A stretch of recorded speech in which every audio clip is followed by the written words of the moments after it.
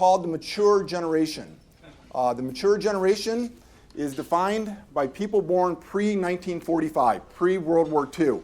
They're also known as the silent generation, the traditional generation, the builders, I like that, I have a new term there, thank you on that, born before 1945.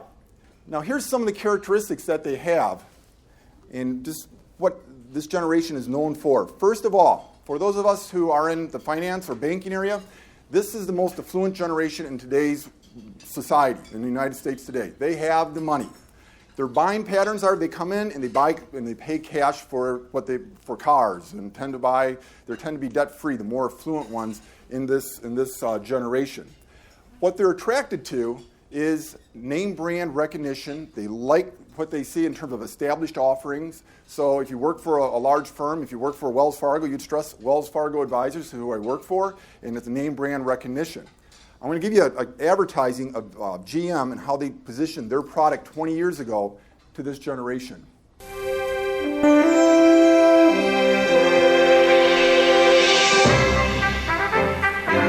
With the introduction of the 1992 LeSabre, Buick's reputation continues to grow. And it pleases us that people are taking notice. Because LeSabre isn't just another fine motor car, it's a Buick. And Buick is rapidly becoming an enormous symbol for quality in America. Did you hear that? Symbol of quality. It's just not a fine automobile, it's a Buick. So this generation will gravitate towards organizations, products that have an established reputation to it. Now, some of the characteristics, now there's always exceptions to the rule, but some of the characteristics of this generation is that it tends to be more male-dominant when it comes to financial decisions. Not to be sexist, but that's the way they are. My former firm, this was the clientele we handled, and it was almost always the husband at the table talking to us. The wife may or may not be along. Eyes would be glazed over pretty quick in that regard. That's just kind of the generation that they had. They tend to work for one company, or maybe two companies. And the elder members of this generation had something called a pension plan, which we do not really know today. They're the first off-the-farm generation. They are known for an extremely strong work ethic. Now, some of the other characteristics that they have is when they get to retirement, they tend to hang it up, meaning that the engagement in life is not as high as the younger generations will be.